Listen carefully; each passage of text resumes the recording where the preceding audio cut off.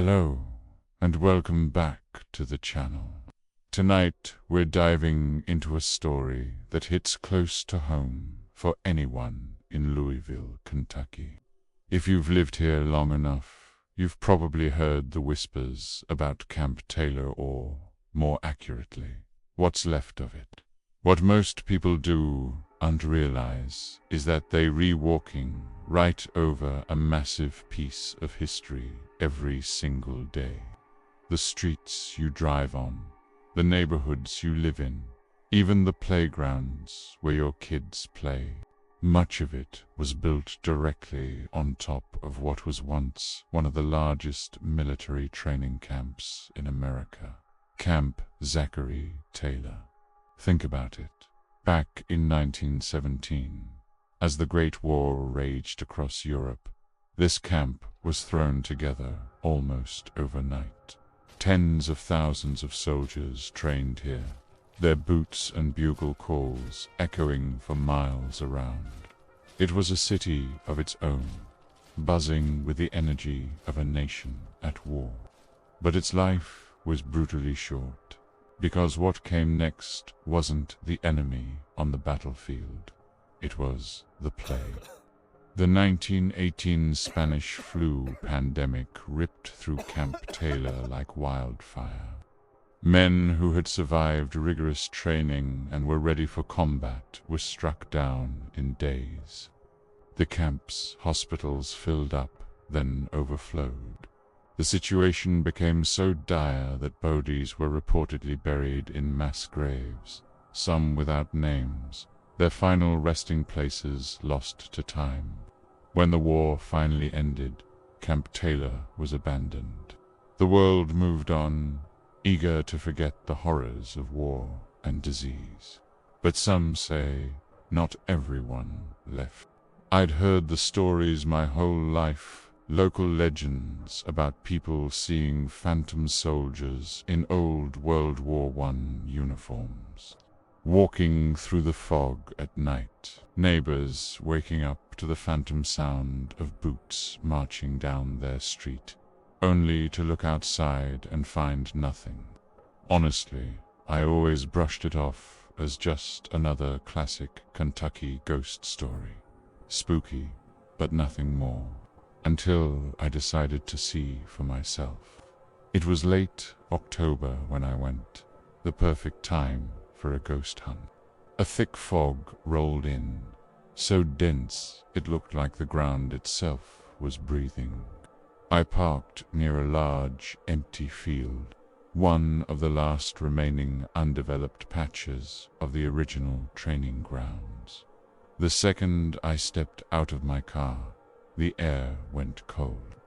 And I don't mean just chilly. This was a sudden, bone-deep cold, like the temperature dropped 20 degrees in a heartbeat. And then there was this smell. Old wood, damp earth, and rusted metal, like you'd find in a forgotten attic after a heavy rain.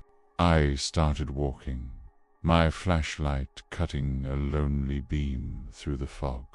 I kept telling myself this was just for the show, just a ghost hunt, nothing more. But the deeper I walked into that field, the heavier the atmosphere felt. It was like the air itself was pressing in on me, thick and suffocating. Of course, I started filming. Every few steps, I'd hear a distinct crunch behind me, like someone was walking on dry leaves. But every time I spun around, there was nothing, just me and the swirling fog. So I kept walking, and that's when I saw it, half buried in the mud, glinting in my flashlight beam. A single, tarnished dog tag, still on its chain. I carefully pulled it from the earth. The metal was ice-cold to the touch. It read PVT, Henry Moore Co. D, holding this piece of history, this tangible link to a soldier from a century ago. I didn't even notice my own breath had turned to white vapor in the air. That's when I heard it. It was soft at first, but unmistakable. Boots, marching. 1, 2, 3, 4. A steady, disciplined rhythm, coming from somewhere out there in the fog. I froze, every muscle tensed. The sound grew louder, closer. Then suddenly, it stopped. I whispered into my recorder, my voice shaking slightly. There's someone out here. And right at that moment, my motion detector went off. A frantic red light started flashing on the edge of my camera feed. But when I looked, there was no one there, only the shifting fog. Then the screen glitched, just for a second, and, I swear, for a single, terrifying heartbeat, I saw faces in the static, pale, with hollow eyes, staring straight at me. Then they were gone. Every instinct in my body screamed at me to turn round, run back to the car, and get the hell out of there. But something kept me going. Maybe it was morbid curiosity, or maybe something else was pulling me forward. I followed what I thought was just the sound of wind rustling through trees, and found myself at the entrance to a dark, wooded path. The branches arched over it like a skeletal ribcage, and beneath them I could just make out the outline of an old concrete structure, half collapsed and smothered in vines. It looked like an entrance, a tunnel. As soon as I stepped inside, the smell hit me like a physical blow. Damp earth and the sharp temps of rusted iron. The air was stagnant and cold. My flashlight beam danced across the walls, revealing they were covered in carvings. Names, dates. Some letters were too faded to read, but one message was carved deep into the stone, and it looked disturbingly fresh. It just said, "Still here." I ran my fingers over the letters. The edges were sharp, like someone had carved it very, very recently. That's when I heard the marching again. Only this time, it was inside the tunnel with me. My flashlight flickered once, twice, and in that strobe of light, I saw him. A man in a full World War I uniform, standing at the far end of the hall. He was tall, perfectly still, his face half hidden by shadow. But something about him looked wrong, unnatural, like his skin didn't quite fit him right. I raised my light, trying to get a better look, and took a hesitant step forward. He didn't move. Then the beam hit his face, and I saw his eyes. They were milky white, like frost over glass. He raised his hand slowly and saluted me. Then he spoke. His voice was a horrifying rasp, like gravel and wind blowing through a graveyard. "You're not dismissed." That's when the walls began to shake. The air exploded with sound, hundreds of boots pounding the ground in a deafening, rhythmic march. It was coming from everywhere at once. The tunnel filled with figured shadows of men marching, their faces twisted in agony, their uniforms tattered and burned, and their eyes, all of them had those same milky white eyes. One of them reached out and grabbed my arm. His touch was excruciating, burning like dry ice. I tore my arm free and ran. I just ran. Every hallway looked the same. Every turn seemed to lead me back to the same door, with the same horrifying words carved into the wall.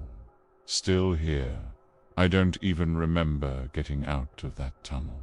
The next thing I knew, I was stumbling out into the fog and sprinting toward my car.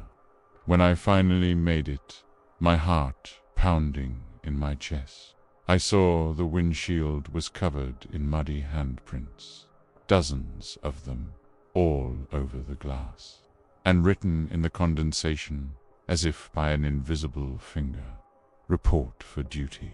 I drove home without looking back once. I didn't sleep. I didn't eat. I just sat there, replaying the footage over and over, trying to convince myself it was all a glitcher trick of the light, a bad dream fueled by old ghost stories. But that night, at exactly 11:11 p.m., I heard it again, marching outside my window. At first, it was faint, but it grew louder. Dozens of boots hitting the pavement in perfect, terrifying sync. I crept to my blinds and peeked outside. There was no one there, but in the dirt of my front yard, footprints were appearing, one by one, as if made by an invisible force, leading straight to my front door. And that's when I heard it. A bugle, faint, distant, but crystal clear, playing reveille, the military wake-up call. I froze, a cold dread washing over me, because I knew what that meant. They weren't gone. They were still here, and they were waiting for me. I thought I escaped Camp Taylor that night, but I was wrong. The soldiers who never left, they found me. So let this be a warning. If you ever find yourself near those old grounds, and you hear a bugle playing in the dark, don't answer it. Don't look outside, because once they see you, you're enlisted to thanks for watching. Be safe out there, and don't forget to like and subscribe for more. I'll see you in the next one.